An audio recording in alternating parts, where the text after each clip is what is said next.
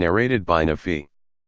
Ibn Umar said, Allah's Messenger peace be upon him said, if one manumits his share of a jointly possessed slave, and can afford the price of the other shares according to the adequate price of the slave will be completely manumit, otherwise he will be partially manumit.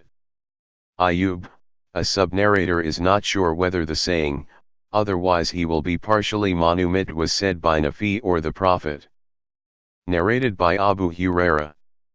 The Prophet peace be upon him said, whoever manumits his share of a jointly possessed slave, it is imperative for him to get that slave manumit completely by paying the remaining price, and if he does not have sufficient money to manumit him, then the price of the slave should be estimated justly, and he is to be allowed to work and earn the amount that will manumit him, without overburdening him. Narrated by An-Nu'man bin Bashir.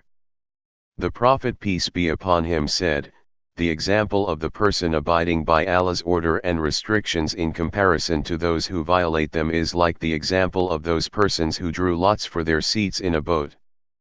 Some of them got seats in the upper part, and the others in the lower. When the latter needed water, they had to go up to bring water, and that troubled the others, so they said, let us make a hole in our share of the ship, and get water, saving those who are above us from troubling them. So, if the people in the upper part left the others do what they had suggested, all the people of the ship would be destroyed, but if they prevented them, both parties would be safe.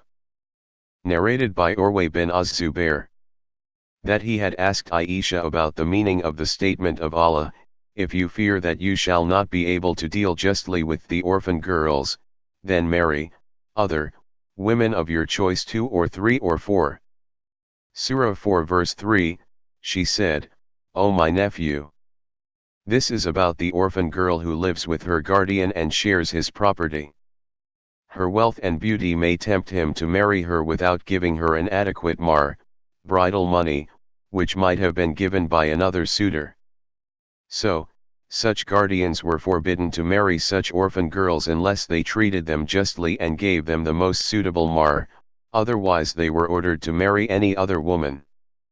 Aisha further said, after that verse the people again asked the Prophet, about the marriage with orphan girls, so Allah revealed the following verses, they ask your instruction concerning the women. Say, Allah instructs you about them and about what is recited unto you in the book, concerning the orphan girls to whom you give not the prescribed portions and yet whom you desire to marry. Surah 4 verse 127, what is meant by Allah saying, and about what is recited unto you is the former verse which goes, if you fear that you shall not be able to deal justly with the orphan girls, then marry other women of your choice. Surah 4 verse 3, Aisha said, Allah saying in the other verse, yet whom you desire to marry, Surah 4 verse 127, means the desire of the guardian to marry an orphan girl under his supervision when she has not much property or beauty, in which case he should treat her justly. The guardians were forbidden to marry their orphan girls possessing property and beauty without being just to them, as they generally refrain from marrying them, when they are neither beautiful nor wealthy. Narrated by Jabir bin Abdullah. The Prophet peace be upon him established the right of shufa, i.e. preemption, in joint properties, but when the land is divided and the ways are demarcated, then there is no preemption.